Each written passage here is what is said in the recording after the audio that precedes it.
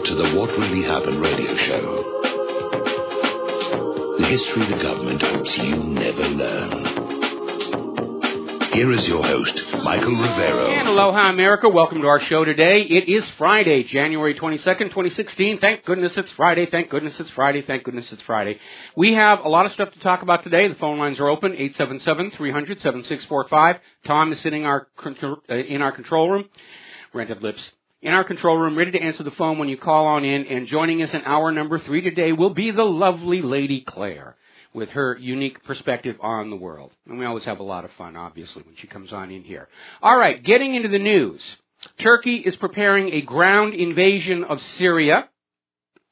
And I guess they're going to go on in and try and rescue what's left of ISIS, or at least that part of it that was bringing the stolen Syrian oil across the border. So that situation's beginning to escalate. Now, Russia has managed to deliver additional relief aid to those blocked Syrian cities.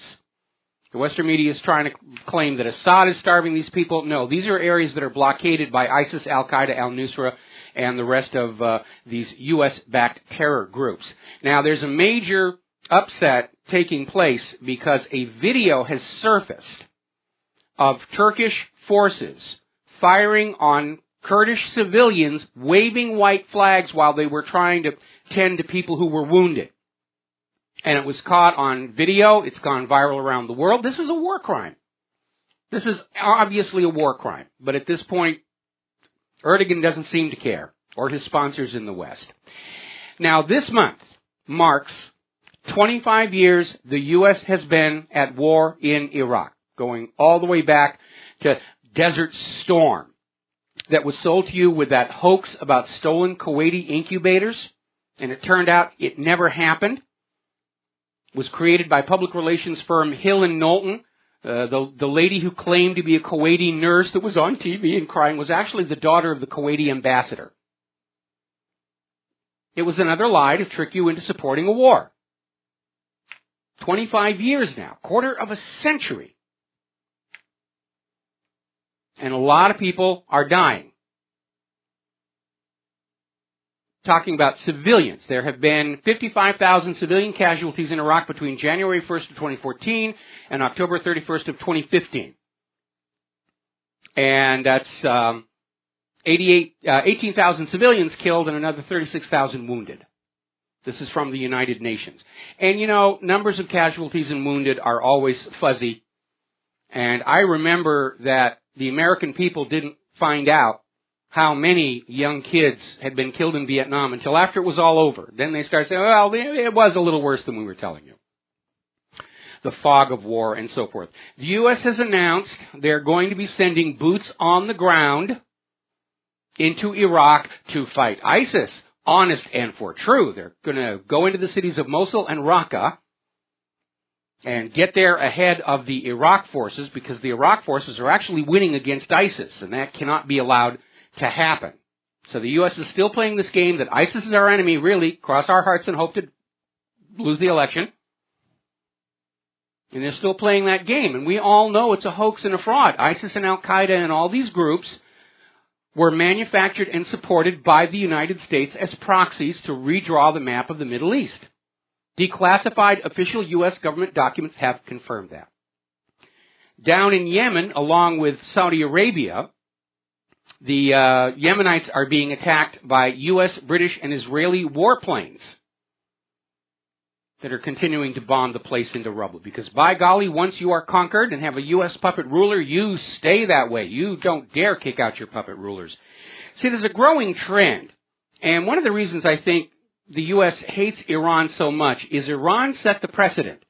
Because in 1979, Iran succeeded in kicking out their U.S. puppet ruler, the Shah, who had been running Iran for the benefit of Western corporations since the CIA coup d'etat against Mohammad Mossadegh in 1953.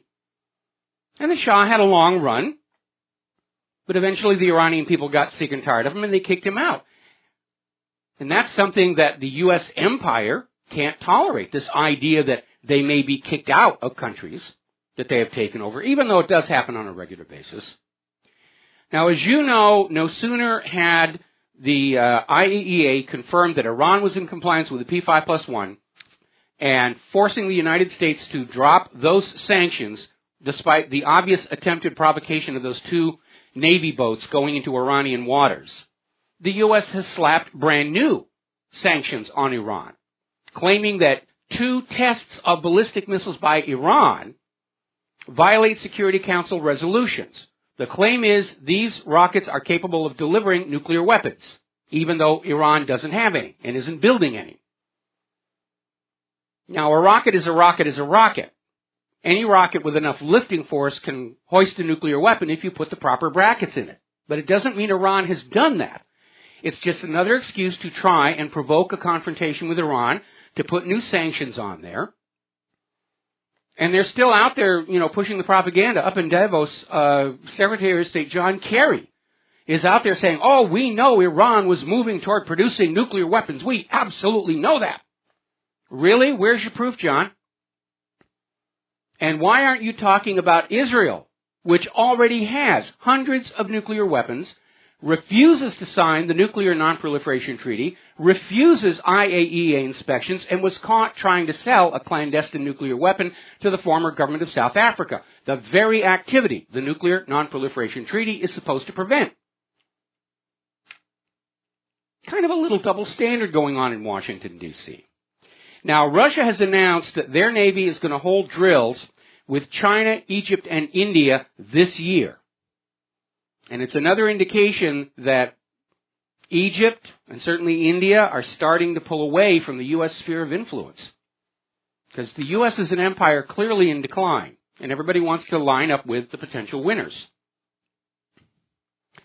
Over in Ukraine, Kiev's troops have opened mortar fire at Donetsk western suburb. Again, they are firing on civilian territory. That's a war crime. The Donbass militia reports there have been shellings of the unrecognized Luhansk Republic. Poroshenko is just ignoring the Minsk agreements, ignoring the ceasefire. And Kiev has come up with a rather clever, they think, way to get out of their $3 billion bill for natural gas to Russia. Kiev is fining Russia's Gazprom for $3.4 billion, claiming that the main pipelines on the territory of Ukraine by Gazprom constitute a monopoly, and so they are going to fine Russia for $3.4 billion, then they'll give $3 billion of it back and their bill is paid. At least that's what they think. But it's very obviously a panic move because Kiev can't actually pay that natural gas bill. And as we're seeing on the East Coast right now, this is going to be a rough winter before we're out of it. And a lot of people are going to be really, really hurting. There's something like 80 towns in the southern part of Ukraine that don't have electricity because of the heavy snow, snapping wires. So it's going to be very, very rough. Now, somebody had an article over at Blacklisted News, why America allows Saudi Arabia to get away with blatant human rights abuses. And the article goes on about how the U.S. is dependent on Saudi Arabia oil. Well, it isn't really. The U.S. has enough oil for its own needs on its own territory, even without the fracking. But what's going on here is the U.S. needs Saudi Arabia to go on selling their oil only for the U.S. dollar. And Saudi Arabia has been getting buddy-buddy with China recently. But more importantly, Saudi Arabia, as part of the petrodollar deal, Saudi Arabia has invested much of their fabulous oil wealth back in the United States of America. Private investment into corporations, buying of treasury bonds, and they can ask for that money back anytime they want. And that's why the U.S., is just hands off on Saudi Arabia. Because Saudi Arabia holds the mortgage. We'll be right back. And aloha, America. Welcome back to the show here. Now, down in Great Britain, as you know, they're coming up on their referendum as to whether Great Britain wants to fully merge with the European Union. The connection is kind of tenuous so far. Or split off completely and go their own way, the Brexit. And public opinion is very much in favor of breaking off. They're looking at the European Union. They're looking how all the people in Europe are suffering under the privations of the European Central Bank. They're seeing that refugee crisis, which appears to be manufactured, all the trouble that that's causing, and they want to get out. David Cameron is obviously in league with the globalists. He's trying to support fully merging Great Britain with the European Union, to the point where he has issued gag orders on his own government not to say anything negative about merging with the European Union. But that's not stopped other people from speaking out. Sir Michael Caine came out publicly saying that it's time for Great Britain to leave the European Union because Britain should not be dictated to by faceless civil servants, and apparently his fan base just went wild in support. So probably what David Cameron's going to have to do is get the people he had count that Scottish independence referendum vote, get them on down to London to count the vote for the EU referendum, because otherwise Britain is going to be an independent nation very, very soon.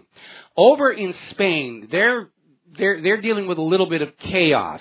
Last month they had elections that didn't really produce a clear majority, and so King Philippe VI asked the incumbent Prime Minister Mariano Rajoy to just go ahead and form a new government, and Rajoy has turned him down, much to a lot of people's surprise. He decided it wasn't, the kitchen was too hot for him. All right, we're going to go ahead and grab a phone call from Nate in North Carolina. Nate, aloha, welcome to the show. What's on your mind? Nate, are you there? Nate, are you there? You there? Oh, there we go. Oh, no, he just hung up. All right, well, be that way. See if I care. Down at the University of South Florida, the student body has passed an Israeli divestment resolution calling on the Board of Trustees to stop all or to withdraw all their investments in companies supporting Israel's crimes against humanity in the occupied territories, including Caterpillar, Hewlett-Packard, G4S, Boeing, Lockheed Martin, and Northrop Grumman. And once again, we're out there seeing Israel on one hand saying BDS is having no effect whatsoever, and then anytime somebody else signs on to BDS, they start screaming, you're a Jew hater, you're an anti-Semite, you want Hitler to come back and gas Jewish babies in the ovens, what's wrong with you people? We're supposed to have all your money. It says so in the Talmud. Now, speaking of the Talmud, the National Labor Relations Board has dismissed a case brought by this Israeli group against a U.S. trade union for supporting Palestinian rights. Now, this is getting to be a tactic by Israel, where anytime a group comes out saying the Palestinians have rights, we need to be taking care of it, they'll gin up some kind of a lawsuit. They call it lawfare, in order to bankrupt the target by dragging them through court. So, last October, Sharat Hadin filed a complaint with the National Labor Relations Board against the United Electrical, Radio, and Machine Workers of America, who voted to back BDS. And the National Labor Relations Board threw the case out as a clear violation of Americans' First Amendment right to be critical of any government, including our own. Now, getting into the economy, obviously we had a happy ending for our Friday, starting with very obvious interventions in the Asian markets overnight, and everybody had a really good Friday. The Dow ended 210 into the green, so everybody's kind of relaxed for the weekend. But we're not out of the woods yet, and we're hearing confirmation from no less than J.P. Morgan that the old wisdom of the trend is my friend isn't working anymore. People are selling the rallies and they're not buying the dips anymore. So the conventional wisdom on how to manipulate the market is beginning to break down, primarily because everybody knows the market is being manipulated. All right, we're going to try and talk to Nate in North Carolina again. Nate, are you there? Yes, sir. Thank you, Finally, Mike. we got you here. Yeah. Look, I was monitoring enemy transmissions yesterday evening, specifically NBC Nightly News with Lester Holt. And he apparently they have bitten on the regurgitation of the drama concerning the poisoning of Litvinenko. Yeah. And I knew that you covered that, and I couldn't remember. Did you say that his former employer was implicated in that? Well, there's a lot of evidence pointing in a lot of directions. And first of all, the fact that Great Britain undertook this investigation 10 years after the fact and then said Putin probably authorized it without any supporting evidence. It's another propaganda attack on Russia. Bad Russia, bad Russia. But you need to remember this guy was killed with polonium-210, which is a very painful, agonizing form of death, and it is a pattern we have seen with the Mossad. They used it against Yasser Arafat. And, you know, Great Britain itself had far more motive to go after this guy than Russia did. This is just plain old-fashioned Russia bashing again.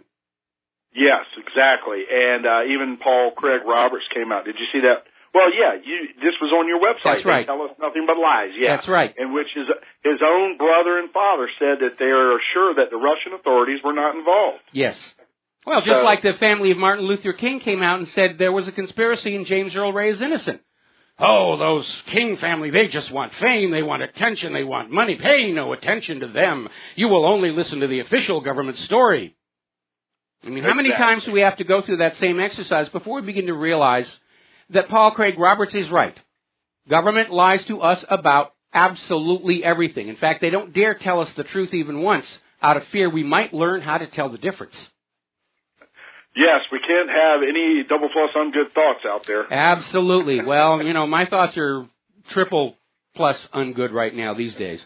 Okay? Okay, thanks, Mike. All right, we're going to let you go.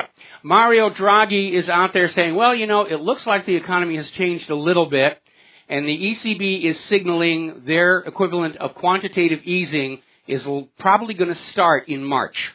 More instant money to pour all over the financial industry to make it look healthy.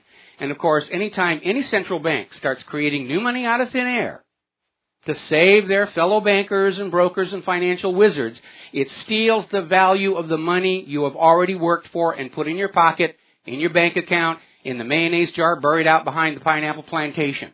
They are literally, effectively stealing from you to keep themselves rich.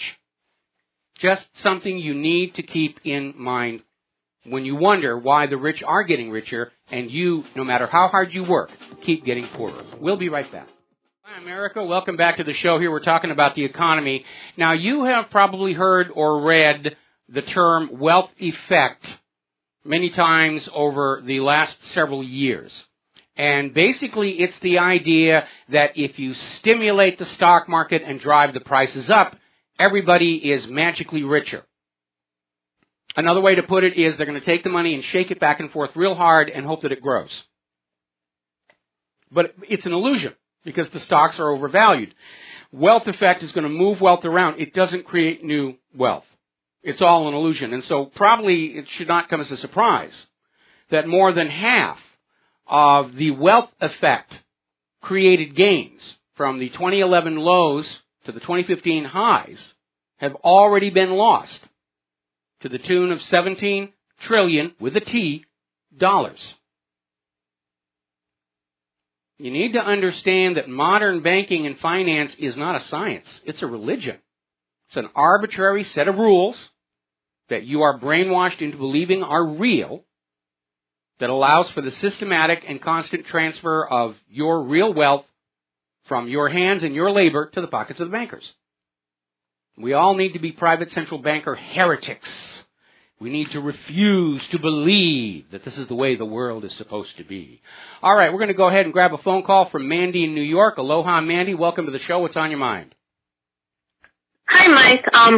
This was just a comment I wanted to make about yesterday's discussion regarding the political correctness. Yes. And, I mean, I understand completely where people from Western nations, I mean, I'm an American myself, but the people of European ancestry, I get where they're coming from, feeling that, you know, they're losing their identity and all of that. But the conversation turned kind of ugly when it started talking about people's IQs and things like that. As a person of color myself, I just felt like, how can I put this? Do we also get the opportunity to be not politically correct as well? Like, can we say that it's not people like sure us? You can. Sure you can. You know, I mean, how many times, listen, Mandy, how many times have you looked at an NBA championship basketball team and said, you know, there aren't enough white players in there? Yeah. Okay. You know. My point, I'm sorry, Mike, the conversation that I see happening online the past couple of months, the past year has been so it's becoming really ugly. There's nationalism, and then nationalism eventually becomes racism. You know what I mean? And for example, the elites that are running the show in the Western nations. Yeah. And they botched it up. I mean, they botched it up. They actually thought they were going to take all these different groups of people, different cultures, different races, and different religions, and jam them all in a single blender to make a common herd of workers. And they thought we were all going to, encircle arms and around the campfire and sing Kumbaya. And it's clearly not working. And again, it goes back to this idea. The entire liberal political theory rests on this idea that humans are born with a totally blank mind, and everything that we are is a result of our environment. And that's all based on Margaret Mead's book, Coming of Age in Samoa, which has been exposed as an intellectual hoax. It's a fraud. The foundation for liberalism, it doesn't work. People are going to be people because, we're not shaped entirely by our environment. It's a blend between our inherited qualities and our life experience is what shapes us as individuals. And we are individuals. We don't fit into these little cookie-cutter outlines that political correctness wants us to fit into. Right, but that's the thing, though. It turns into collective generalizing on the right as well. And I don't consider myself a liberal or a conservative. I'm not, I see that when you hold on to an ideology, it blinds you. So I'm not either or. I agree with some things on the right and some things on the left. But I guess my point is, again, I can call out the left all day. They absolutely have their let's take it out of left versus right paradigm here, and I'll tell you where all of this fell apart. My personal approach to people I meet is to basically take them one at a time on a case-by-case basis. Some I like, some I don't like. Some are very smart, some are kind of dumb. Okay? And that's the real world. Okay? Now, like I said before, all men are created equal is great politics, but when it started becoming political agenda, the government decided that rather than guarantee equality of opportunity to everybody, which is a good thing, they would mandate equality of outcome. And that's where we got, affirmative action and race-based, quota-based hiring and all the rest of it, which has been very, very destructive of our society and the economy as well. And their, government agenda is what came out with this idea of generalizing across an entire group of people, saying that we're going to tell this company they have to hire 15 people who are black on the assumption that those 15 black people are going to be qualified for the job. And they aren't. I think Carly Fiorina, if anything, proved hiring on the basis of race and gender is not necessarily a good thing, because they hired her in there on the basis that she was a woman and they wanted to be politically correct, and they almost lost their company. When Barack Obama was running for president in 2008, with all these people, it's time for America to have a black president. Well, we got a black president, and with it we got Obamacare and NSA spying, endless wars, and an economy that's hovering and trembling at the edge of the precipice. Now they're trying to say, you should vote for Hillary because it's time we had a woman president. No, I want to go back to a meritocracy. I want the best person in that job, and I don't care what gender they are, what color they are, what religion they are, what orientation. I don't care. I want the best person who can actually do the job in there. And anything else is somebody who's less qualified trying to politic their way into that top seat. I absolutely agree. And just one other point I wanted to make, when it started to get into the IQ and all that, it seems to be more geared toward the Middle Easterners are the ones that are being targeted at this point. I know a lot of Middle Eastern people. They take their education very seriously. Yes, there are they do. A lot of doctors, a lot of yes, they do.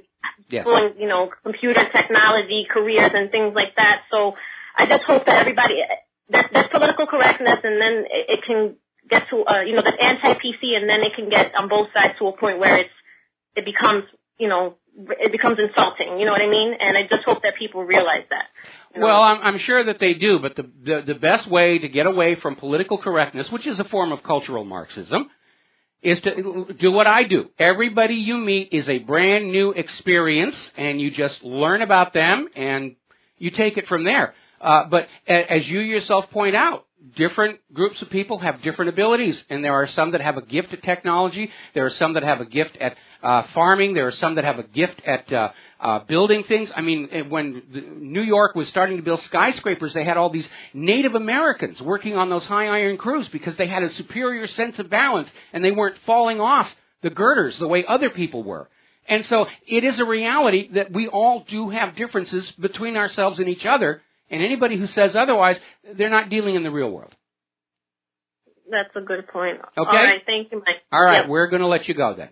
Coming up in a commercial break, George Soros is out there flapping his gums one more time, saying he's shorting the Standard & Poor's 500 and says China is likely to have a hard landing. And then he's saying what everybody else has been saying for the last 2 weeks, the Federal Reserve hike was a mistake. And even when they did it, everybody said this is a political move to say the economy is recovering going into an election year, and it has blown up in their face big time. Now, getting on back to Europe and the refugee crisis, the IMF has actually come out recommending to Europe that refugees be paid below the minimum wage. See, the refugees are a source of really cheap labor for the factories and the farms, which is good for the owners of the factories and farms. But it is amazing how blind the money junkies are. Because if you are not paying your workers a decent wage and salary, they will not be going down to the shopping malls to buy whatever it is that you're selling. Even with the new trend of forcing people to buy things they don't want or need, the money just isn't there. We'll be right back. And aloha, America. Welcome back to the show. We're talking about the economy, and right now, wealth inequality is a problem. And no, it is not the poor people envious of the rich. It's just common sense that for an economy to continue to function, as money is taken out of the top of that pyramid, it must be recycled back down to the bottom in decent wages and salaries so that workers can go back to the shopping malls, buy things, and pour that wealth back in to keep the cycle going. And under fascism, that recycling mechanism goes away, which is why no fascist empire has ever survived very long. Right now, the world's richest 62 people have as much wealth as the rest of the planet.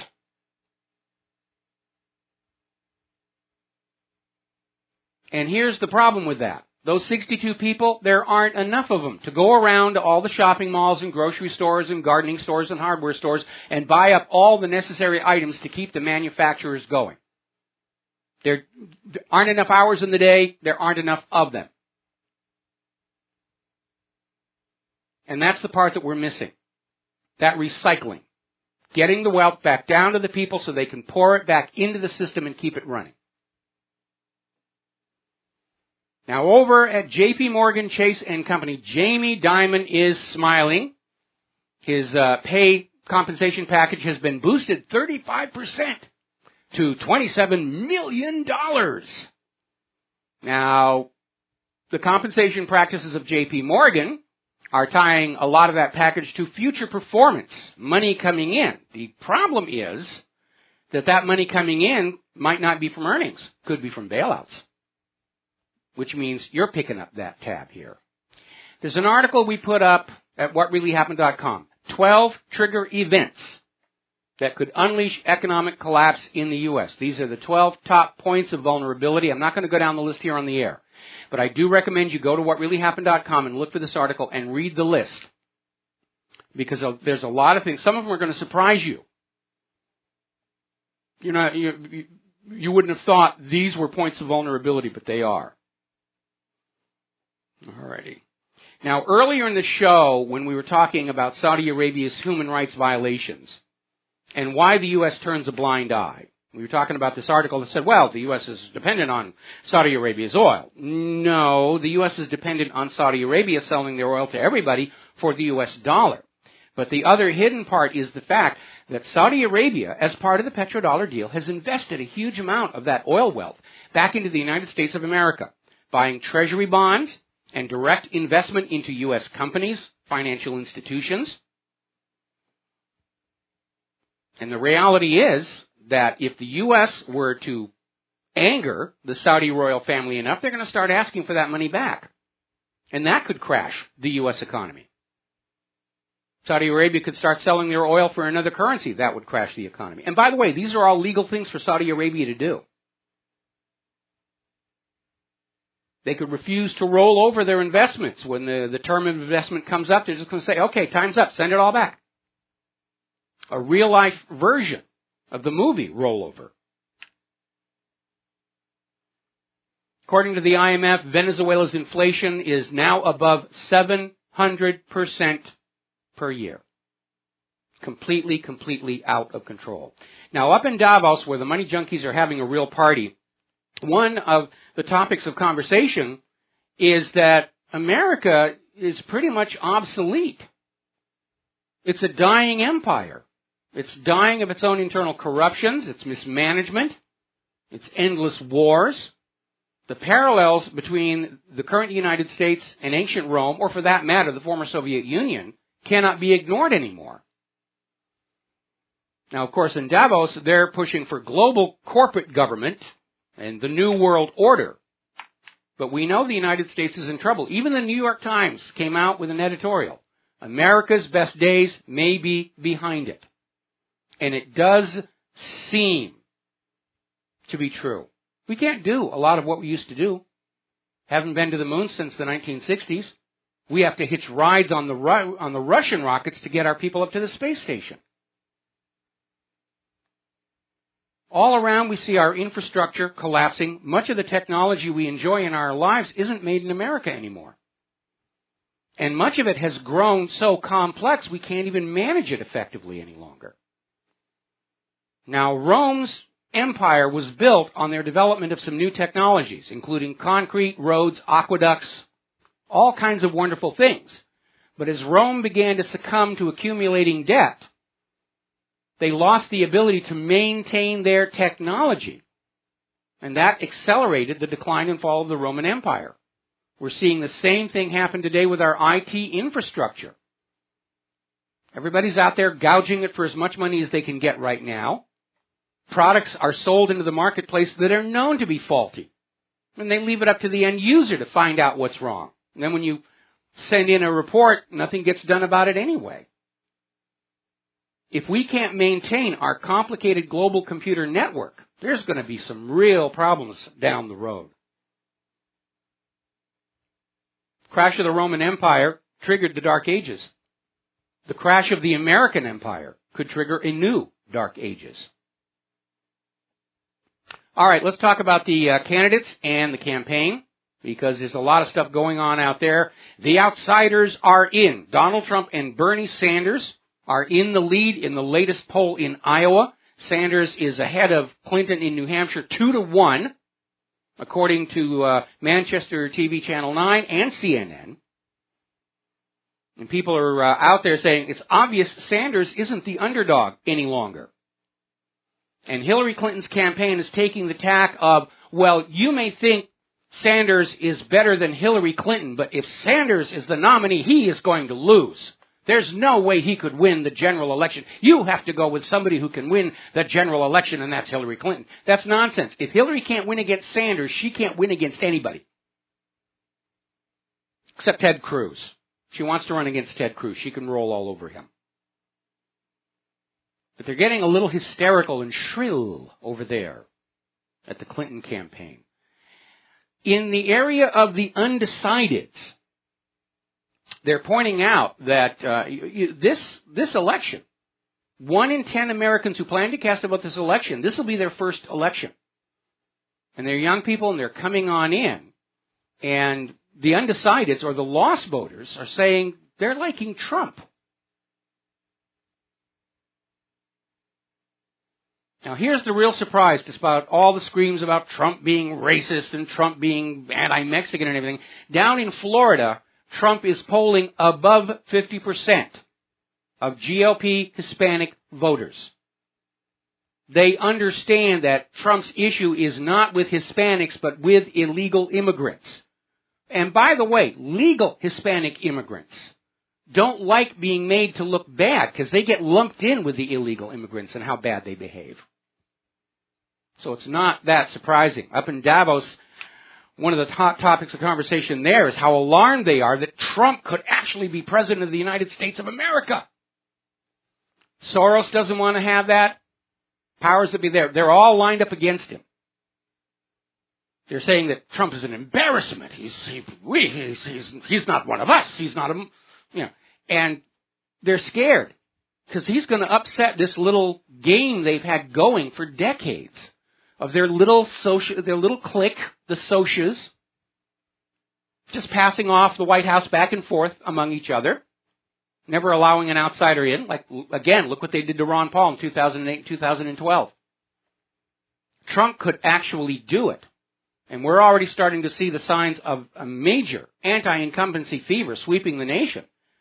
Debbie Wasserman Schultz and John McCain are actually facing serious challenges in their re-elections this year. And that's a good thing. It's a good thing. Every once in a while, it's time to take our capital city, Washington, D.C., stand it up on edge, whack it a few times over the sewage drain, put it back down, and let some new people in there. I think that would be a good thing. I especially would like to see everybody voted out of office who calls themselves a friend to Israel, because no government can serve two masters, and a government that serves Israel does not serve the United States. We'll be right back. Aloha, America. Welcome back to the show. And this is hour number 2. The phone lines are open, 877-300-7645. And we're going to go ahead and take a phone call before we get back into the politics. Andrew in New York, aloha. Welcome to the show. What's on your mind? Hey, Michael. I'm going to talk about the human-caused global warming propaganda. It's kind of really annoying that you and I must get frustrated with this propaganda. They're trying to say that 2015 is the warmest year on history or on record. Yes, but we're not allowed to look at the data by which they came to that conclusion. I mean, they fought Congress tooth and nail. They were fighting Judicial Watch tooth and nail. And anybody who understands scientific method realizes that's a red warning flag that NASA and NOAA are being told by the government, you will support the global warming agenda because without a carbon tax, the government's going to run out of money. Is it true the sun has the biggest influence with climate? It's something that human beings cannot control. Oh, absolutely. The sun is the dominant control of climate on Earth. And it's rather ridiculous to see all these carbonazis running around saying, oh, no, the sun's got nothing to do with it. It's all human activity. Nature is in perfect, stable balance, and only humans are upsetting. That's nonsense. The balance of nature sounds good. It's a very pleasant expression. It is absolutely not true. Nature is chaos. Nature is change. The climate has always changed. It always will change. It was changing long before humans got here. It'll go on changing long after humans are gone. That's the reality there. And we know that the sun is going into a period of decreased activity and energy, repeat of the Maunder minimum, and everybody on the East Coast is getting a taste of that right now. Winter was a little slow in starting because of the El Nino current, which is caused by undersea volcanoes, but it has definitely arrived. Doesn't volcanoes or animal activity emit more carbon than human activity does? Oh, absolutely. But the global warming cult has this pet theory that all of the naturally produced carbon is balanced by something else, and it's only the human contribution that is tipping the scales into chaos. I mean, it's absolute, complete, and utter nonsense. And again, we're all making fun of the carbon Nazis because back in 2000 they were saying snowfalls are now a thing of the past. Tell that to all those people on the eastern seaboard right now. Okay? And the last thing I'm going to make is that the people who believe in global warming, they act if you don't believe in this agenda, they act like you're against renewable or alternative energies, good for fossil fuels or something like that. Oh yeah, if you don't go along with their religion, you must be in the pay of the oil companies, and you must be this and you must be that, and they can't debate the issue on its scientific merit because there is none. Anyway, Andrew, thank you for the phone call. We're going to let you go. I got a bunch of stuff to cover before the Lady Claire joins us next hour. Now, the National Review has gone on the warpath against Donald Trump. And they had a special Get Rid of Trump issue with 22 leading conservative lights just bashing Donald Trump as hard as they could.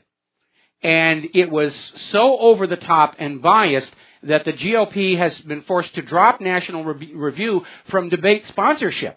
Because under the rules of the GOP party, sponsors of the debates are supposed to remain neutral and not express a bias for or against anybody. And National Review just went way over the top. They're talking about it on Fox News right now. Trump must be stopped. Trump must be stopped. He's got his own money. He can't be bought. He won't do what the bankers tell him to do. He's his own man, and we can't have somebody who's their own man in the White House. And that's really what it comes down. They're afraid of him. They are so afraid of him, I'll tell you right now. If Hillary Clinton does become the Democratic candidate, I'm expecting the GOP, they'd rather let Hillary win than let Donald Trump into the White House. They are that terrified of him. Meanwhile, getting on to Hillary, article coming out of Activist Post, who does the Hillary Clinton Piper play for? Obviously Wall Street. With the removing of limits of campaign donations coming from large corporations, all the politicians, they don't even bother raising money from people like you. They'll go through the motions, but they know the big checks are coming in from Wall Street, and Wall Street's darling is Hillary Clinton. And certainly based on the past history of Bill Clinton and Hillary herself, they're going to go where the money's going to go. But there is a new cloud on Hillary's horizon. Okay? There is a report from Catherine Herridge that the FBI was able to recover deleted emails from the hard drives of Hillary's private email server. The disk wipe was not done to what you would call professional standards. I mean, you don't suppose she just hit delete and thought that was the end of it, but apparently the FBI is recovering a lot of what Hillary deleted off of her own server. And Hillary's camp is still out there trying to insist that when she got the mails, they weren't classified. It's not how it works, especially with the Special Access Program intelligence that is classified the instant it's created. It never exists unclassified. So she's lying to us again here. Story coming out of no less than the Wall Street Journal. A criminal charge is justified against Hillary Clinton. And, of course, what is really making life complicated for her is that email that surfaced in the last dump on New Year's Eve, where Hillary Clinton is instructing one of her subordinates to erase the classification marks on a document so it could be sent to her on a non-secure device. That right there is a felony. Now, there's something else a lot of people are missing. When you are dealing with classified documents for the government, there are very strict rules, including what you are supposed to do when you stop being in government employment. You have to return those documents or certified they have been destroyed. And yet, we know they were still on Hillary's server right up to the moment that Trey Gowdy started asking for them. That's a violation. Hillary is in violation of 15 sections of Title 18. At least 2 of them are felonies. The former Secretary of Defense Robert Gates is out there saying the odds are pretty high that Russia, China, and Iran got into Hillary's server. And those were the uninvited guests. There's still that other issue that the government and the corporate media don't want to look at, but it's starting to go viral around the net. More and more people are starting to ask this. Was Hillary selling foreign access to classified information on her private server and collecting the payments and laundering them through her so-called charitable foundation? We know the Clintons did that back in 1996. This is a question that must be asked. It is a question that demands an answer. Now, there's another story over usblastingnews.com. When will Hillary Clinton be indicted? And the question they have is that, she could be indicted before she locks up the nomination, in which case she's just out. Bernie Sanders is going to be the nominee. The second scenario is that she achieves the Democratic nomination and then is indicted. Now, technically, she can still run for president under indictment. I doubt she would win. If she's convicted, she's out of the presidential race. Convicted felons are not allowed to sit in the White House. But they're looking at the possibility that if Hillary becomes the nominee and then the indictment forces her out, the Democratic National Convention will be brokered. They'll just pick who they want to run. Apparently, Hillary Clinton showed up for a speech in Iowa. The fans had waited for hours for her, and she talked for less than 5 minutes and then walked out the door. Good way to get the votes in Iowa there, Hillary. We'll be right back. And aloha, America. Welcome back to the show here. And even Fox News is covering this statement by former Secretary of Defense Robert Gates that Hillary's server had to be targeted because the Pentagon gets 100,000 intrusion attempts every single day. And yes, they know the Pentagon is there. Not everybody knew about Hillary's private server, but anybody who's trying to figure things out, it wasn't all that well hid. And Hillary's server had weaker security than the Ashley Madison website. You remember what an embarrassment that was. There was at least one totally open port into Hillary's server. Now, again, as I mentioned earlier, the polls are showing that Sanders is ahead of Hillary in Iowa. They're about a week away from their caucuses. Sanders is enjoying a 2-1 margin over Hillary up in New Hampshire. And everybody's saying, what are the Democrats going to do? Oh, my goodness, Debbie Wasserman Schultz promised that Hillary was going to be the president. What are they going to do? Well, there's a very enlightening article over at Op-Ed News talking about the superdelegates. Now, the superdelegates were something that was invented following Richard Nixon's re-election campaign when he ran against George McGovern, which everybody knew George McGovern was not going to be able to be a significant challenge to Richard Nixon. And in that interval of time between Nixon's victory and their realizing that Nixon had sabotaged all the other Democratic candidates so that he could run against George McGovern, they invented the concept of the superdelegates. These are delegates attached to the party. They are not chosen by any voters, and they are allowed to go for whatever candidate they personally want to go for. Unlike the state delegates who are, at least under a moral obligation, to vote for the candidate that won that state. And the superdelegates carry about 20% of the voting power in the nomination of a Democratic presidential candidate.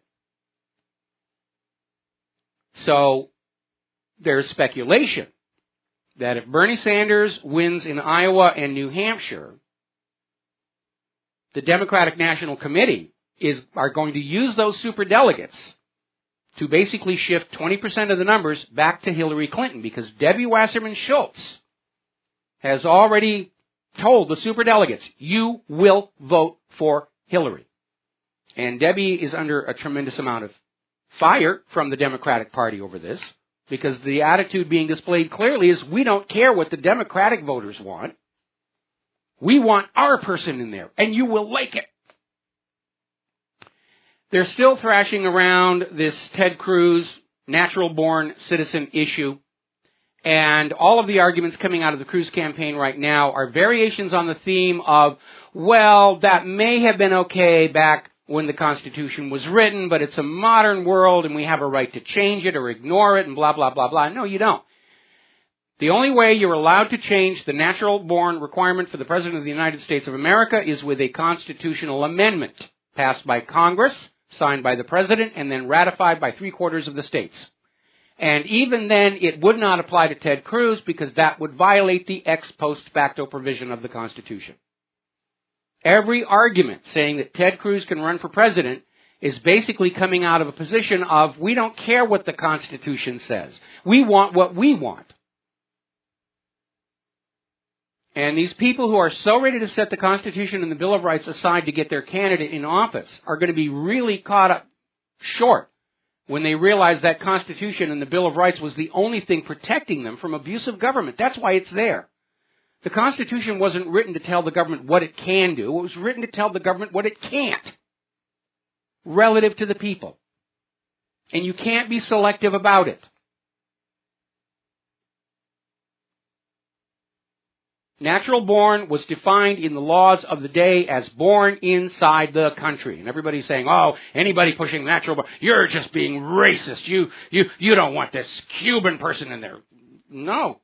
I want a president who is going to play by the rules, because we have had way too many presidents in recent history who think the Constitution is an interference and a problem to be gotten around. Remember what George W. Bush said about it?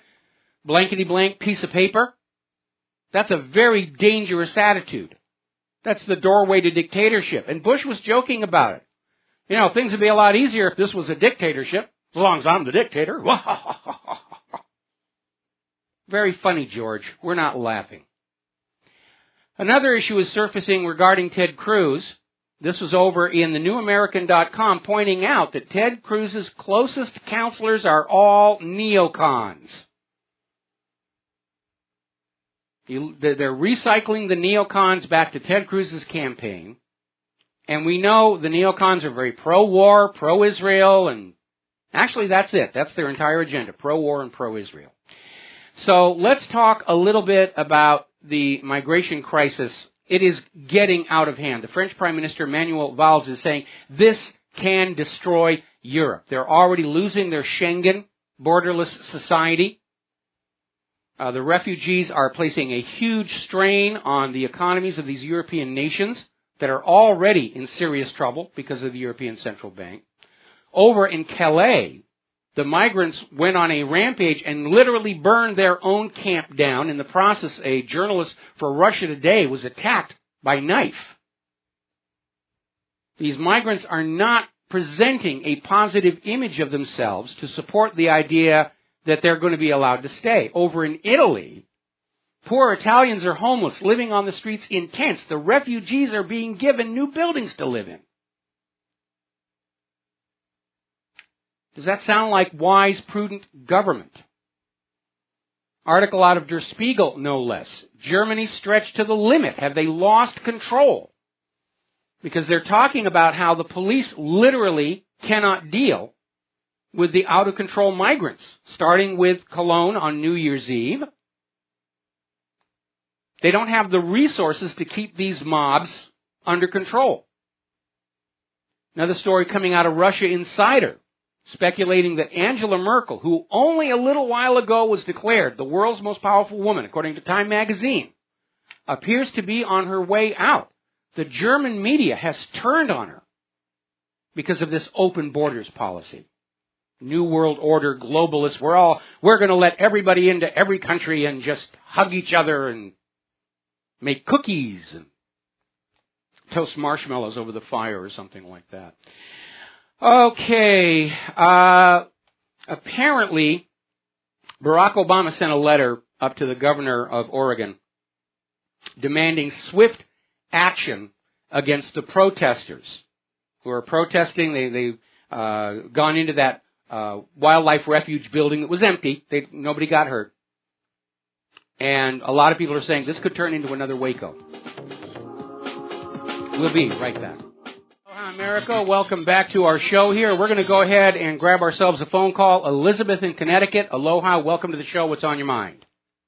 Thank you, Michael. I called in yesterday, and I just noticed there's really not a lot of female voices that call in, so I thought I might... Well, we're going to have lots of female voice in the next hour, so stay tuned. Oh, cool. I know. Your wife is so awesome. Yes, she is.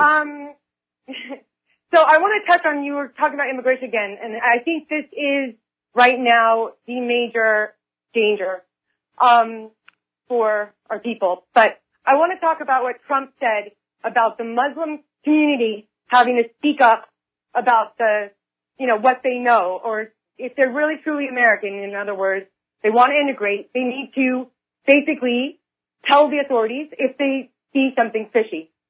And I totally agree with them on that.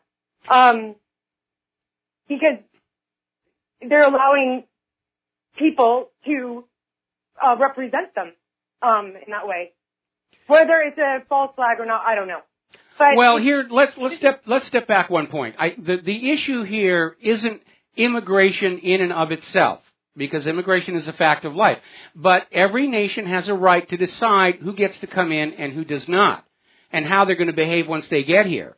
Now, I find myself in agreement with President Theodore Roosevelt, who said, if you're going to come here, learn our language, learn our rules, learn to live the way that we do. And that's just common courtesy. Now, many, many years ago, I had the opportunity to do some work in Europe, primarily in Germany and Italy, and I had the little recorder plugged into my ear, and I was learning as much Italian and German as I could, so I didn't go in there like the ugly American demanding everybody speak English, although everybody did. But they respected the fact that I made the effort to be part of their world rather than trying to drag my world in here. A lot of people in the United States are very angry with the illegal immigrants who are coming across the border and then saying, we're going to set up a new version of what we had back home here, and we need to have signs in Spanish, and we need to have Spanish textbooks in the school and everything. And a lot of people dig in their heels at that, because they don't want to throw away their life and culture to make room for somebody who's coming on in and acting very rudely. The same thing is going on over there in Europe, where you have some of these refugees and these marches saying, we want this to be a Muslim country, and it's disrespectful. When you go into somebody else's country to stand up and say, we want you to change to be the way that we are, that's the attitude of an invading army, not of refugees. I want to put a point out there, and that's about American immigration, because in the 1965 Immigration Act, which was pushed by these cultural Marxists, by the way, that's when the flood began from non-European countries. And I do think that it is important to kind of research that. But the Muslim thing that I was talking about is more of kind of a shadow of the big Jewish people, Zionists, and the little Jews. The big Jews always seem to push around the little ones, the powerless ones, and they make them into victims.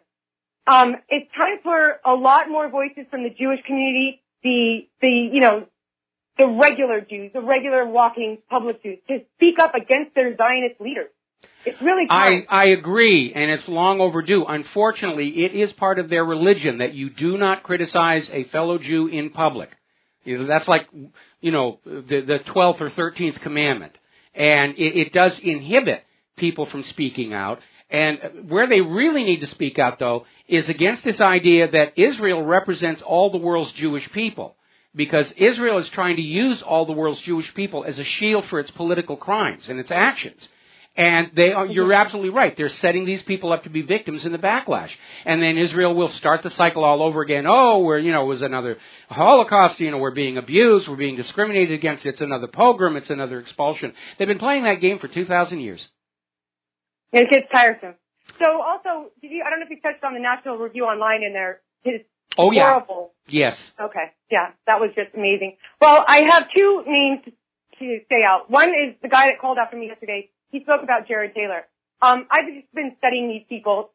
He's not a very good spokesman for what you might call pro-European people. He speaks pretty derogatory, and I would not be going there. I don't know. On the other hand, a researcher who can be pretty pointed, but he passed away. He can be pretty pointed, but he's much less sneaky. William Pierce did some really great work. And then, instead of Jared Taylor, David Duke, who I think you interviewed. Yeah, I've had him on the show. He's a pretty good activist. Yes.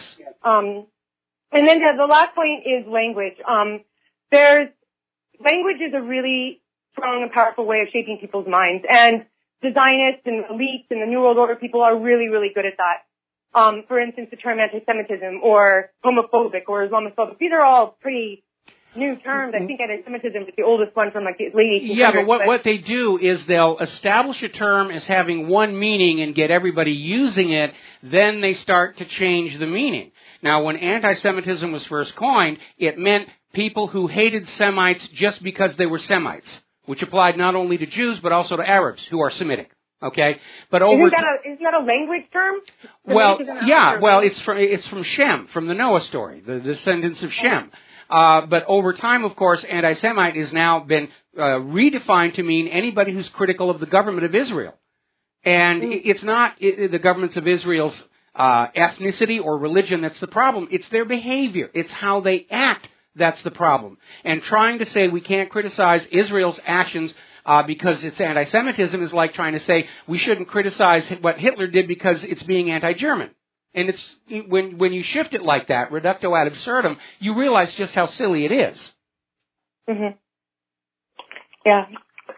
Well, it's a critical time. In a way, it's a really great time to be alive. I think, I'll push it again, and I know, I think Bernie Sanders would be a disaster to this country, but better than Hillary, I guess. Yeah, anybody but Hillary. Anybody but Hillary. If Godzilla was running against Hillary, the lizard would get my vote.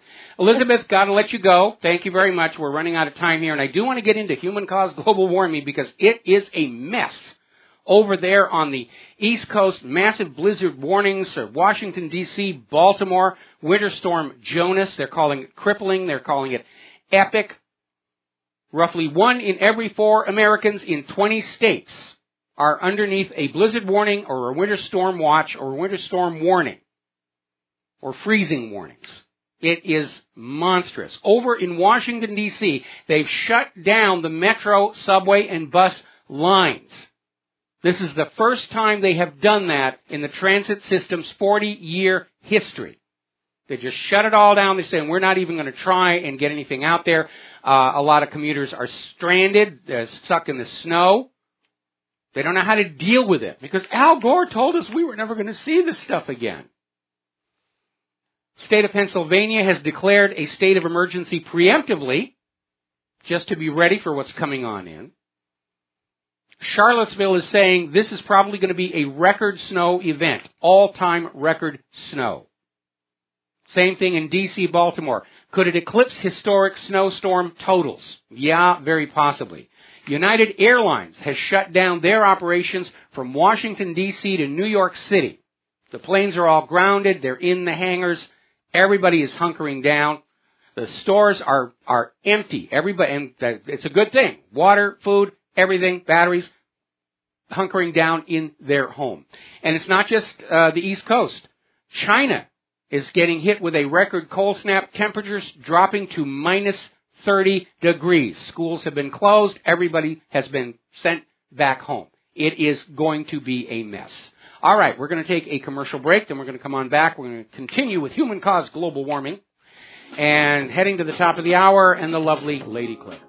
Aloha, America. Welcome back to the show. Now, the U.S. Department of State is facing a January 29th deadline to release the next batch of 55,000 pages of Clinton's email to the Congressional Committee looking into the email server and Benghazi.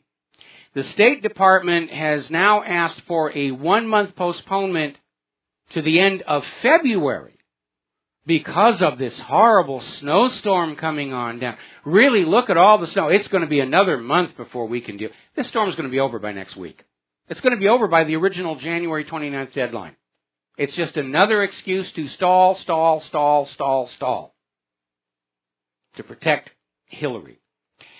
Now, we tend to rag more or less on the promoters of human-caused global warming because we've caught them lying.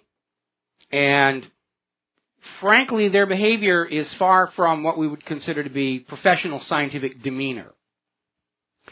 Now, recently, there was a geologist, Dr. Bob Carter, who passed away, and he was a skeptic of human-caused global warming.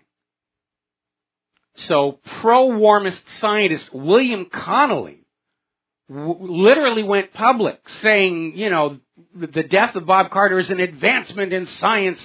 Science advances one funeral at a time. And, of course, everybody's in shock over this guy just celebrating the fact that one of his critics has passed away. And even if you feel that privately, you don't go public with it. Talk about childish behavior, and that, unfortunately, has become the hallmark of many of the supporters of the global warming hoax. They want what they want. They don't care what the science says. They don't care what people says. They want you to believe like they're telling you to believe. Because Obama needs that carbon tax, or the government is broke. But there is a problem when you hit the people with another tax. And by the way, this year, okay, you will spend more of your money on taxes than on your housing, food, and clothing put together. Already. When people get hit with another tax, there's something else they have to not get. You're not getting more money out of the population because we've run out. It's just everybody's grabbing and hoping they can get to what little is left before the other party. There's no magic endless supply of money out here. We're not allowed to just create it out of thin air the way the private central bankers are. It doesn't work that way. There's a lot of denial going on in Washington, D.C. and Wall Street. They want to believe that there's still vast pools of untapped wealth out there in the hinterland. They just have to figure out a way to grab it and all will be well. No, not going to happen. Private central banks were designed intentionally to draw all of the real wealth out of the general population and put it in the pockets of the bankers, and nobody came up with a plan of what to do when they succeeded and the system started to lock up, which is what's going on now. Now, over at Google, which enjoys a very close and special relationship with the United States government, including the NSA, apparently Google forked out a whopping $16 million lobbying the U.S. government last year for changes to the law, for advantages, for special privileges. What's really interesting, there's an article over in newsforge.com on how 6 senators have basically just admitted they really don't know anything about the Internet at all.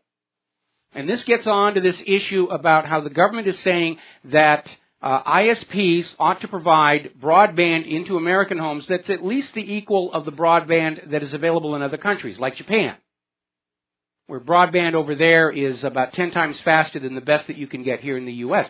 And, of course, the ISPs don't want to do that. They don't want to spend the money because they want the money for bonuses and the rest of it. So there's this big fight going on. So there was this letter signed by 6 senators who are out there making these very absurd statements about why do you need all this very high bandwidth when Netflix says you only need this much. And it's absurd because, first of all, most of us are not actually getting the bandwidth our plan specifies. Most of us getting broadband into the home, it's not just one user.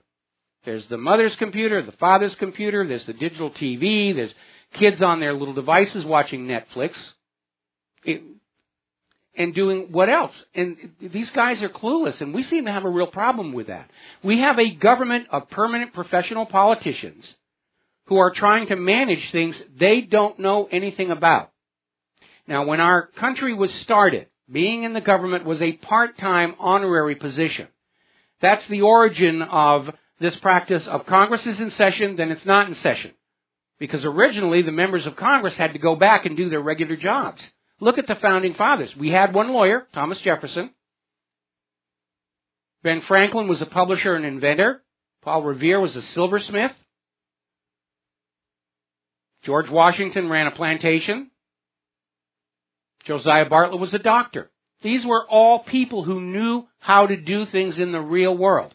And they brought that awareness and understanding and wisdom into the halls of Congress with them. We don't have that anymore. Very few members of Congress have ever had other jobs than being in politics. Those that have turn out to be really spectacularly good, like Dr. Ron Paul. But we're in an age of multi-generational political families like the Bushes and the Clintons. They've never done anything other than politics and grabbing the money. And they expect us to trust them that they're going to come up with the best way to manage technologies about which they're completely, utterly clueless. Big mistake. All right, we're going to grab ourselves a phone call. Jim in New Jersey, aloha. Welcome to the show. What's on your mind? Hey, Mike. Hi. I just wanted to respond back to the lady that called earlier. I'm an American, and it just turns out that I do have family members that are Muslim. Okay. And I did something earlier for Christmas, and what I did was went to the veteran shelter to make some food for the guys. Mm-hmm. And a lot of the requests were halal food and stuff like that. So it means that a lot of these guys are Muslims, but I know that they're proud Americans. So no, they're nice people overall. I mean, I've never met a Muslim I didn't get along great with. They're very pleasant, very polite, and you just show respect to each other, and everything's going to be fine. But we're American. I guess what I'm trying to say is we're Americans first. We love this is our country. So it's tough to hear all this stuff on the news, about banning all Muslims, especially since the religion doesn't have Well, you see, here's where all the demonization of Muslims as part of the war on terror has come back to bite the New World Order, because they have been feeding us all this stuff about Muslims did 9/11 and Muslims did this and Muslims did that, and then all of a sudden they're scratching their head and trying to figure out why people don't want this flood of Muslim refugees pouring into their country.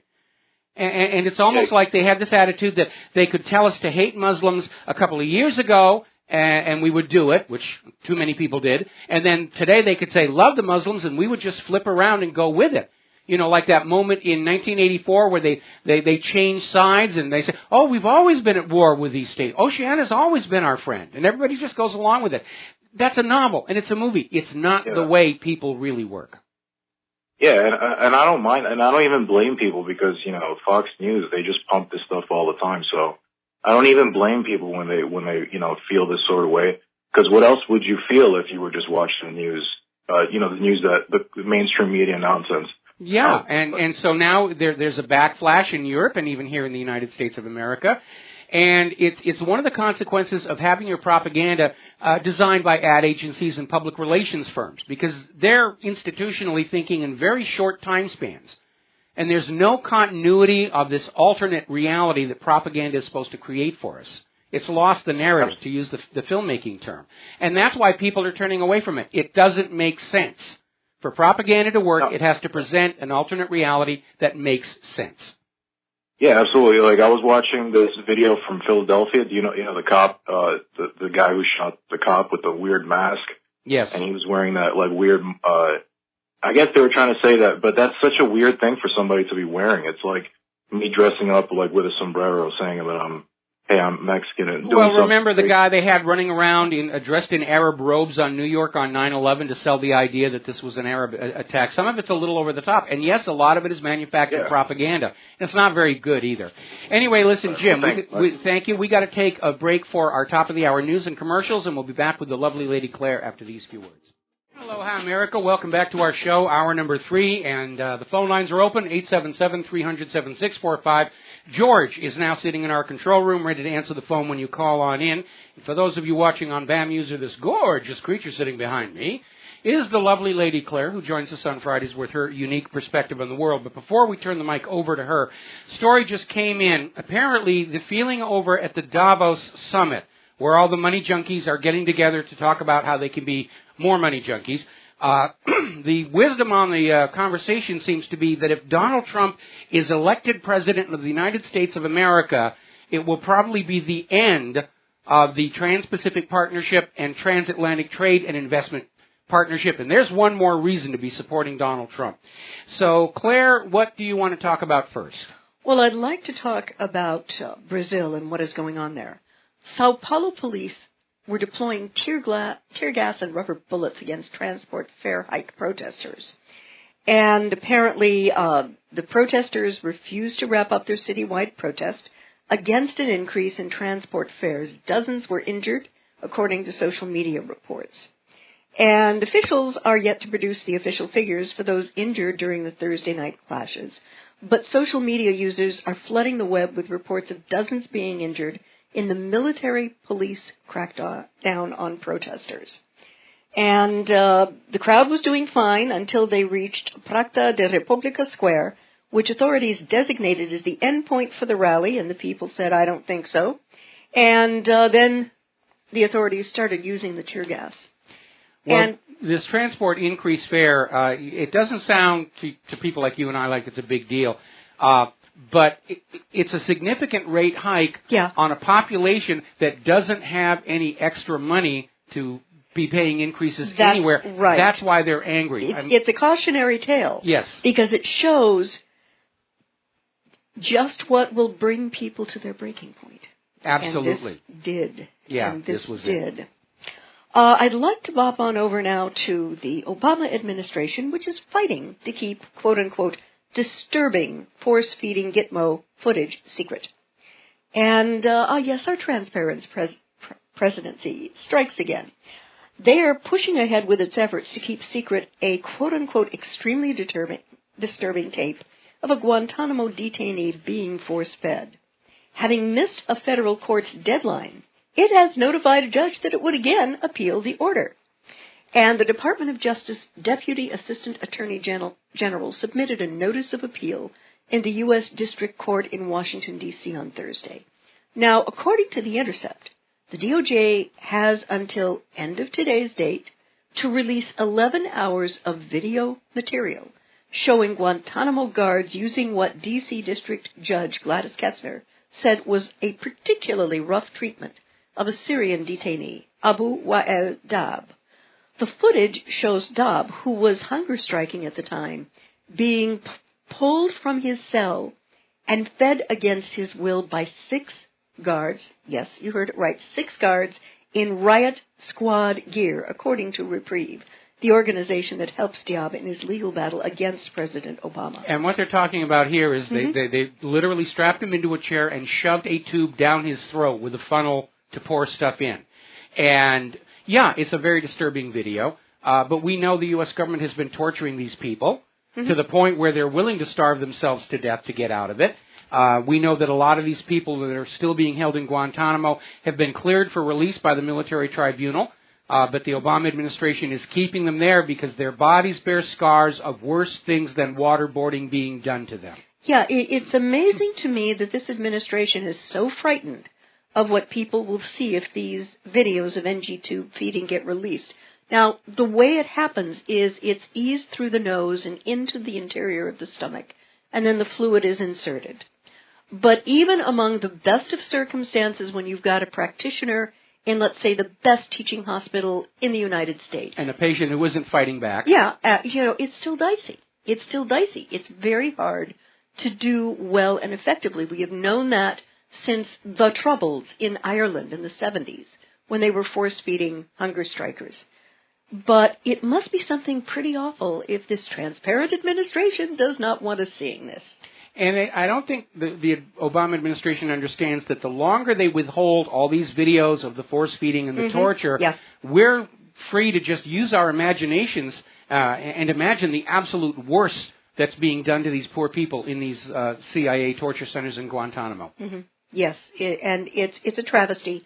It's what's being done with your tax dollars. It's a war crime. Yeah, and in your name, folks, in your name.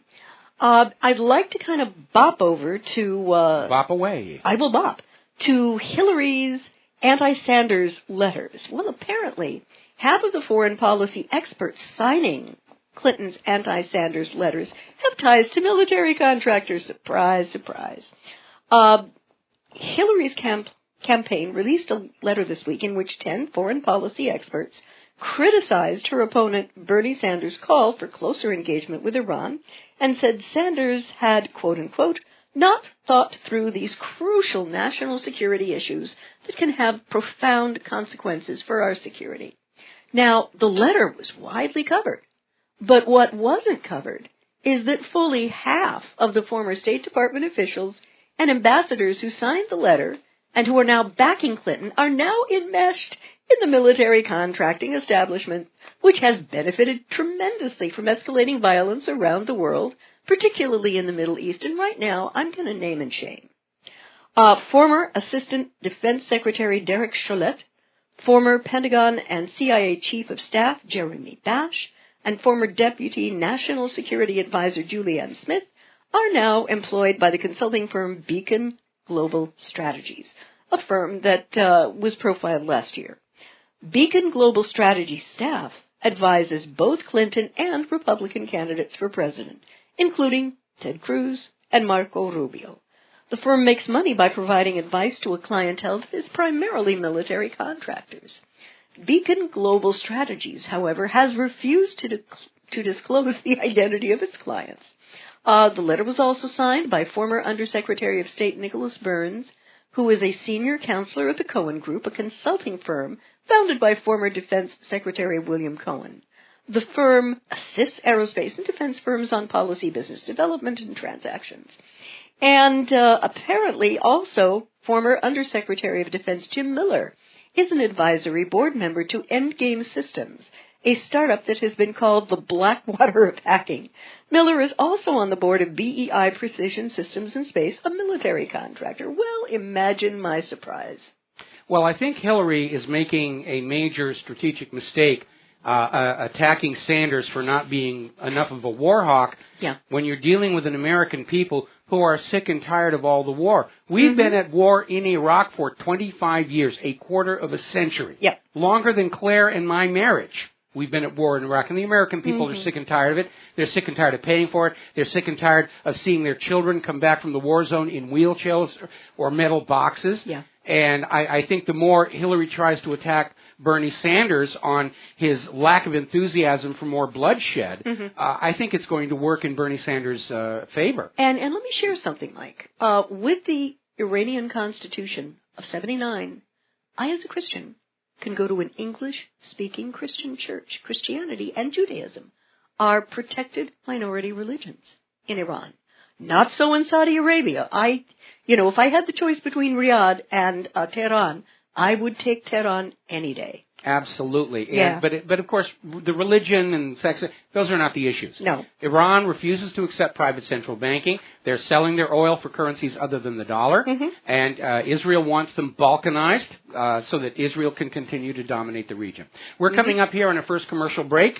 And when we come on back, we're going to be talking with more of the Lady Claire's talking points. So stay tuned. We'll be back after these words from our sponsors. And aloha, America. Welcome back to the show. And, of course, that bump music is one of the many creations of the lovely Lady Claire. What's the next topic you want to mention? Well, this has to come from the U.S. government's Department of You Can't Make This Stuff Up. The FBI is stating that encryption is preventing it from solving the San Bernardino shooting. And the FBI says its investigation into the San Bernardino shooting has been stymied by encryption.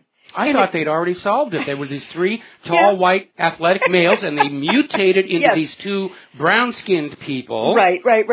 Who were handcuffed when shot dead by the police. And in addition to not finding a computer hard drive allegedly used by the suspects, the FBI can't break the encryption code protecting two cell phones, according to David Budich, assistant director in charge of the FBI Los Angeles field office.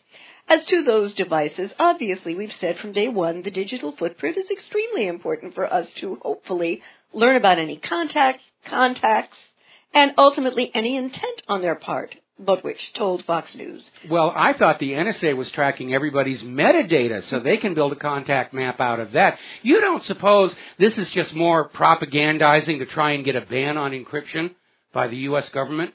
Well, all I can say is, poor whittle FBI cryptographers are impotent. Well, they are. Use that word advisedly, folks. Well, to do this. Here's the point. First of all, even the head of the NSA has now come out and acknowledged that American citizens do have a legitimate need for strong encryption to protect their business secrets and so forth. But again, as we pointed out with our NSA challenges, anybody with a little bit of programming experience can come up with new systems of encryption that the FBI and NSA are not going to break. And taking strong encryption away from ordinary citizens, it's just like taking guns away from ordinary citizens. Yeah. It makes us more helpless. More vulnerable. And it's not going to stop the real criminals and terrorists one itty-bitty tiny bit. They've already got it big time, Yeah. I mean, hello. Yeah, I mean, they can get their guns from Fast and Furious. And I'm sure the criminals and terrorists, they're going to find somebody over at the NSA willing to write them up a new system of encryption, in exchange for whatever it is they're bartering. Yeah. It's not that hard to do. That was the whole point of the exercise we did.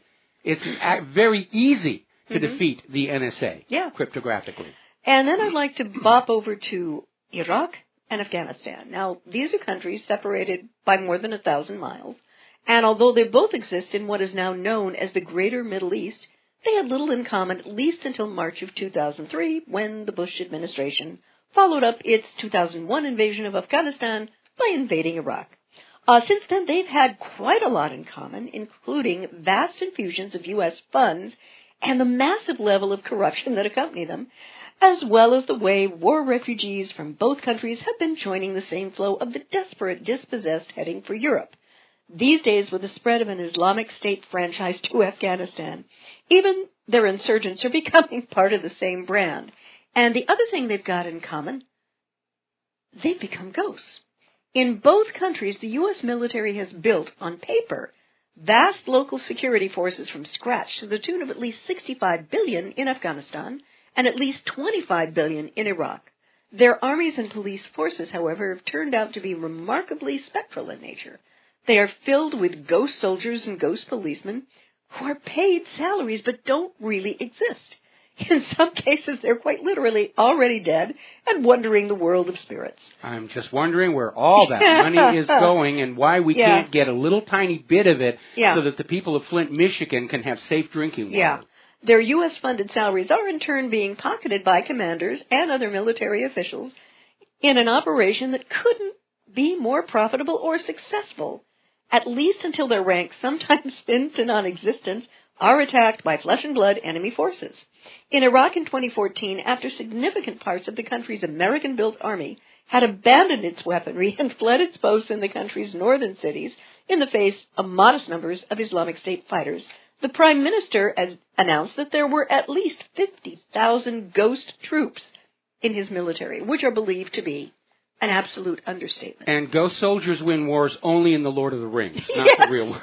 Apparently, I'm laughing, but guys, sometimes it's hard to stop. I'm so sorry. Apparently, for the Pentagon, failure is an option, and yet they don't seem to recognize that doing the same doggone thing over and over again and expecting a different outcome is a classical definition of insanity. Well, I think it's insane to go into this approach that money wins wars. Yes. Just if you fling enough money, you will prevail. And it is a common thought in the Pentagon, certainly in the weapons procurement division, but it really doesn't work, in part because all of these training programs are training the Afghanis and the Iraqis to kill their own countrymen. And that's a tough sell. Yeah. That's a very tough sell. Very definitely. And I can sort of understand if I'd been trained to kill my own countrymen that there might be a point where morally I just couldn't, and I'd hang up my rifle and say, the heck with this. Same here. I mean, I can only think of maybe one or two of my fellow countrymen I'd be willing to kill. That's only hypothetical, dear. But they need killing. It's only a dirty killing. rumor. They absolutely need killing. And to go back to Afghanistan, the Pentagon has now been given broad authority to target ISIS in Afghanistan. And apparently they're establishing themselves in the southeastern portion of the country, the city of Jalalabad. Where the oil is. Yes. The Pentagon, how interesting, how ironic. And the Pentagon reportedly has been given broad new authority to launch attacks on ISIS targets in the country.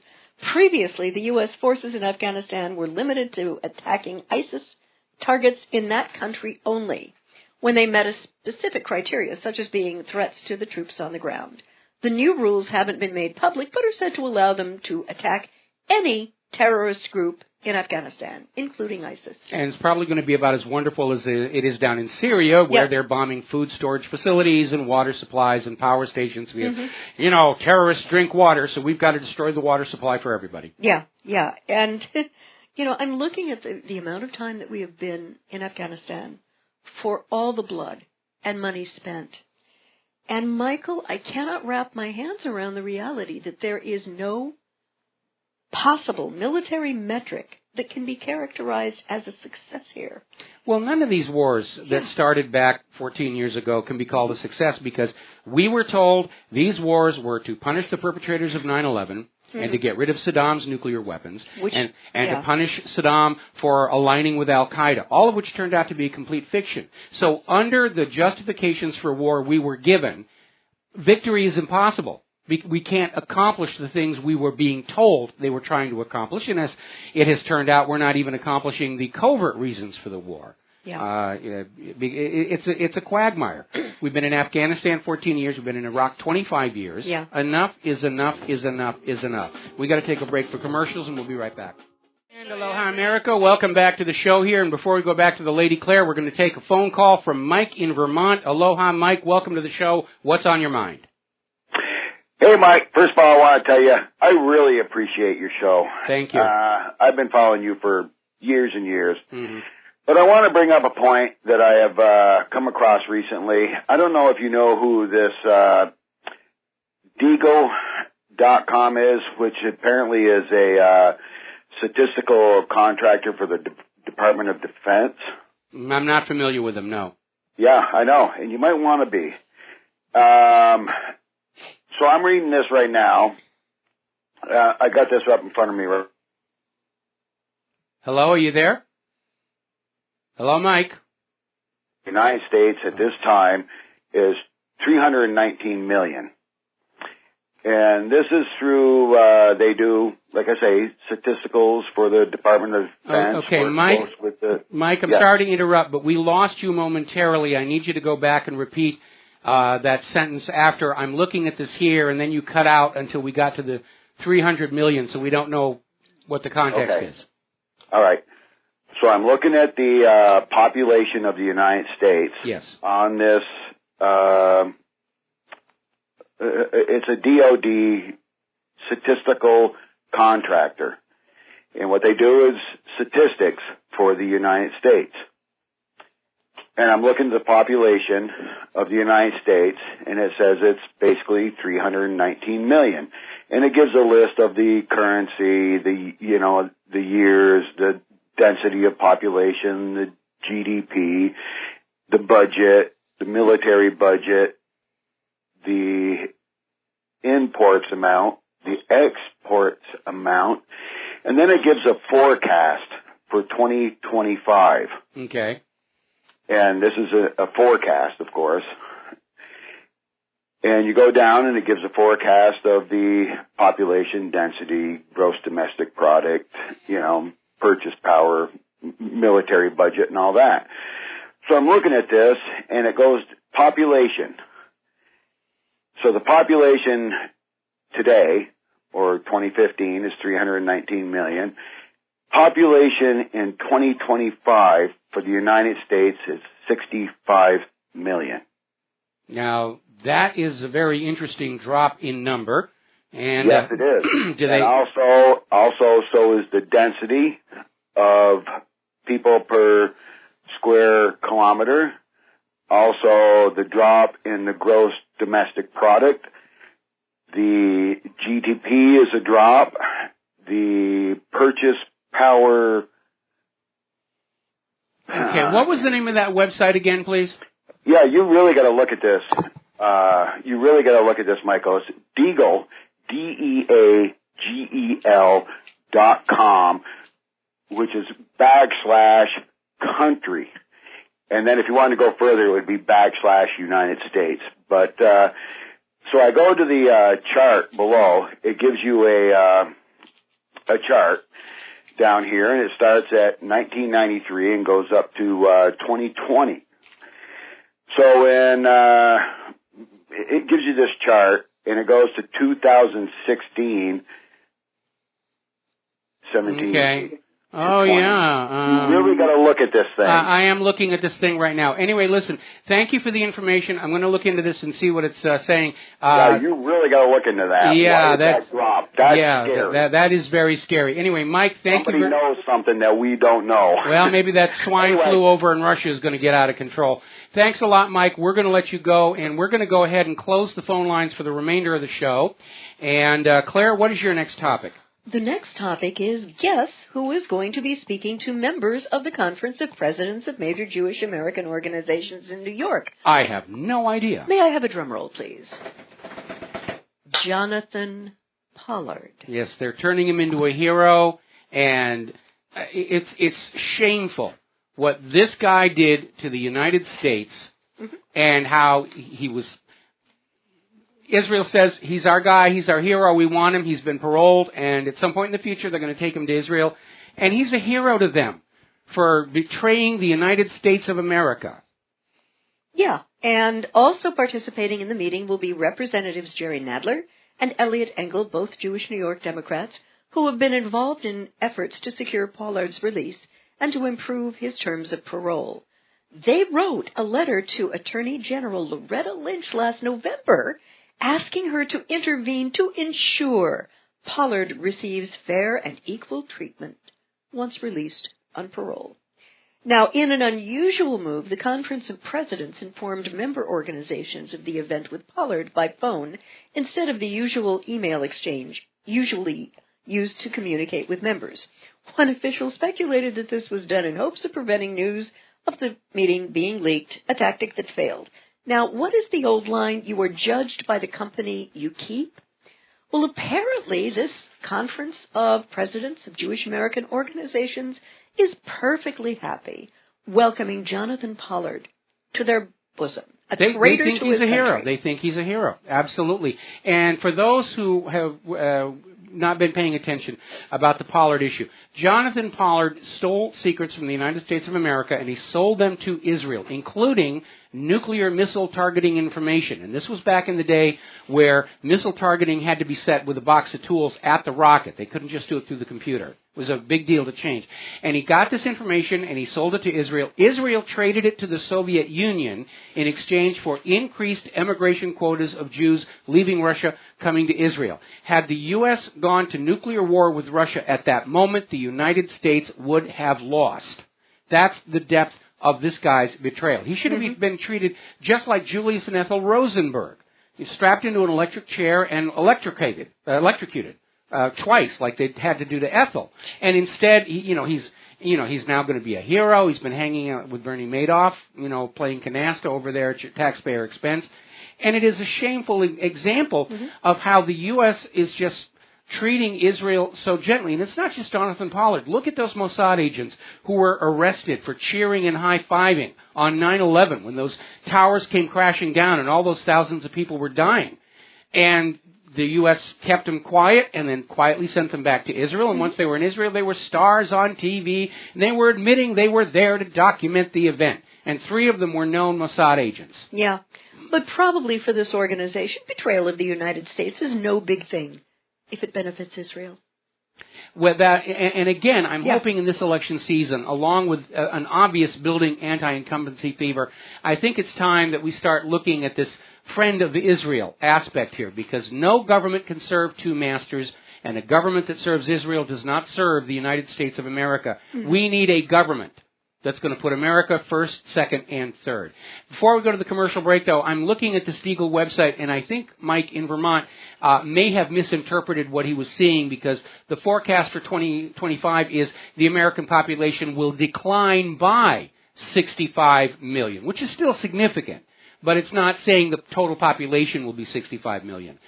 Still, though, that is rather interesting, especially with all the illegal immigrants and refugees pouring in, why they think there's going to be that kind of a significant drop in population. But they definitely are looking at, these are decline numbers, not final numbers. But still, it shows the United States is in decline. Just like the New York Times said, our best days are behind us. America is a failing empire.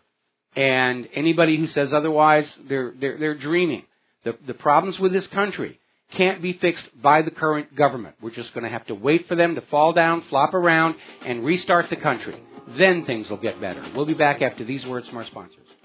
Aloha, America. Welcome back to the show here.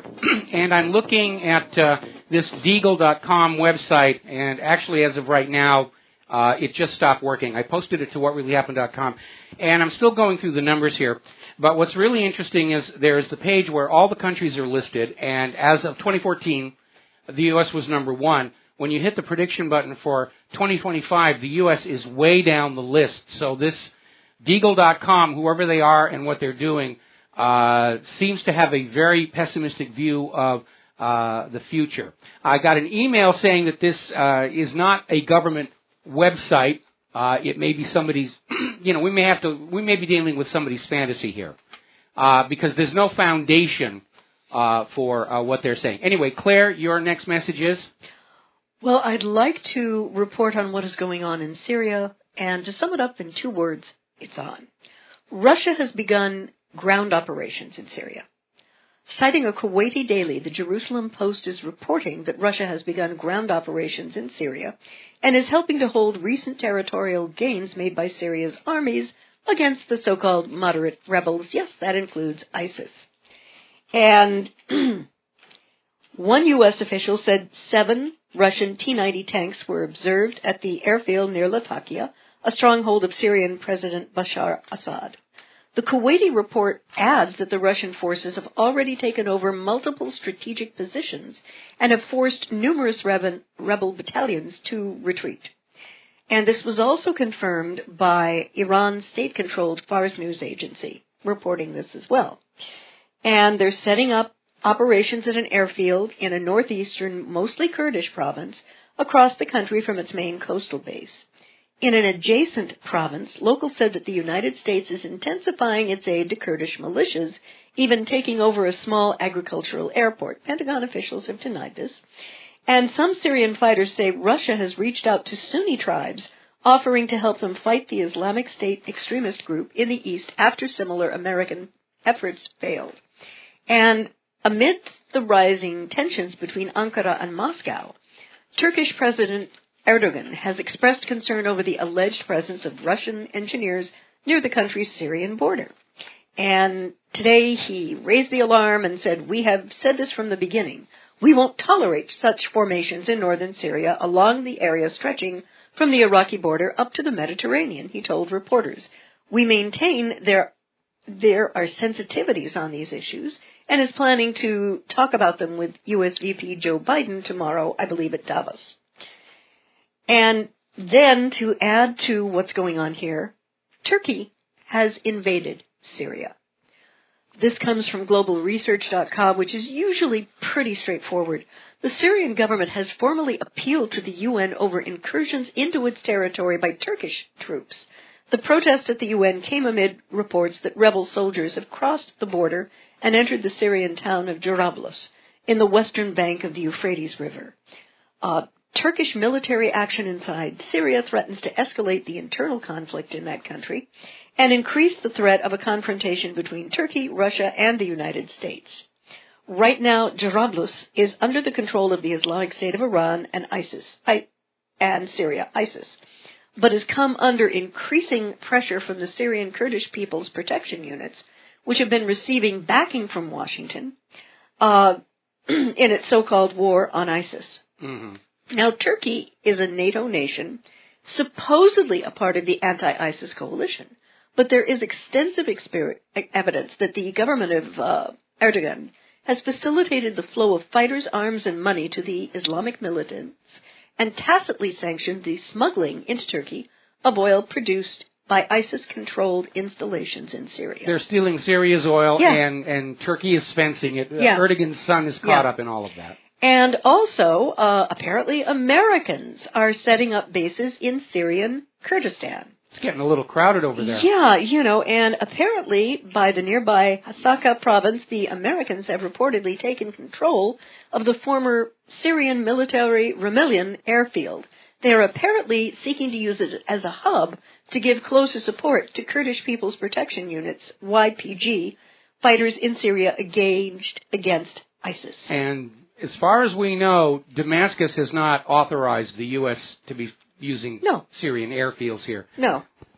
So, it's on. I don't know what kind of the odds Vegas is giving right now of people getting into a mix and getting into a fight between the Kurds and the Turks and the U.S. and Syrian forces. But, Mike, this is a recipe for absolute global disaster. Well, it's the opportunities for chaos are there. Yeah. There was one report that Turkey, as part of its operations going after the Kurds, had shot down 2 U.S. Marine helicopters. That's been denied. Mm-hmm. There was another report that Syria had downed another Russian fighter. Russia is saying, no, that didn't happen either. But when you have all these different uncoordinated forces in that same area, the possibility for an accident is very, very much real. Very huge. Okay, do you have something short here? Yes, I do. Okay. Let's go back to, I cannot begin to express enough sadness about the people of Flint. The governor of the state knew about the Flint water poisoning for nearly a year and tried to shift blame. Redacted emails released Wednesday by Michigan Governor Rick Snyder show that his administration was informed of problems with Flint's water almost a year ago, many months before the embattled governor or his staff begrudgingly admitted to bearing any responsibility for poisoning a city or fixing the problem. Now, here's the question you need to ask. Yeah. If it happened in Flint, where else is it going on right now? Yeah. We're seeing the effects of neglected infrastructure all over the country because all of our wealth has been poured all over Wall Street, Israel, and these endless wars. Quarter of a century of wars now. Mm-hmm. And we're seeing it. You've got the Porter Ranch gas leak. You've got the WIP radiation leak, Hanford, Gulf oil disaster, all of this is because the infrastructure that we built up to support our nation is starting to crumble and fall apart, and nobody has the resources to fix it. The government of Flint, the government of Michigan, knew the people were drinking dangerously toxic water contaminated with lead, and they went along with it because it saved them a few bucks on their budget. And lead poisoning is irreversible. What I want to see happen, Mike, to every person who signed off on this, prosecuted to the full extent of the law, and hard jail time so it doesn't happen again. Send them down to Guantanamo and have them force drinking that leaded water. You know, I mean, yeah, you know, it as someone who loves kids and wants to see all kids reach their potential, the idea of a mother sitting there with the doctor saying, I'm sorry, but, you know, Jane has this unacceptable level of lead in her system, and she's going to have terrible problems throughout all of her life. She's never going to be able to... There's nothing you can do about it. Yeah, there's nothing we can do. And even setting aside the human cost, yeah, okay, the lead in the water is being leached out of the water pipes themselves, and that means the pipes are decaying. Yeah. And that means somewhere down the road they're going to fail and have to be replaced. Mm-hmm. So this was a penny-wise and pound-foolish decision by the Flint and Michigan government. They just wanted to save a few bucks on the budget now, even though somewhere down the road somebody's going to have to pick up the cost for major renovations and improvements to the water system that otherwise would not have been necessary. Right. Right. And they knew they were tapping into a polluted river for the water. Yeah, that when they was cut not off unknown. From the Detroit. Yeah, that just... Okay. All right, we have only a minute or so left in the show, and I got an email asking us to just mention some common sense things. If you're in the path of that snowstorm, do not take any chances. This one is going to be wicked. It's not just the snow, it's the very high levels of wind and wind chill. Do not take any chances at all. You know, stay in your home, stay warm. Hopefully you've gone to the store and you've gotten, food that doesn't require refrigeration. Yeah. Because you're probably going to lose your electricity. Right. And just stay warm and stay protected. Don't be daring and say, the heck with the weather, I'm going on down to don't do that. That's how people die. Yeah. And take this one seriously. Don't believe that Al Gore nonsense that snow is now a thing of the past. This is a really bad storm, and a lot of people are going to be suffering. Please take care of yourselves. All right, Absolutely. There's the music time. It's Kaahumanu Friday, time for Claire and I to get on out of here and run errands and work on her new computer and all the rest of that. So have a really good weekend. We'll be back on Monday. Take care, everyone. Here on the Genesis Communication Network. Until then, aloha, America.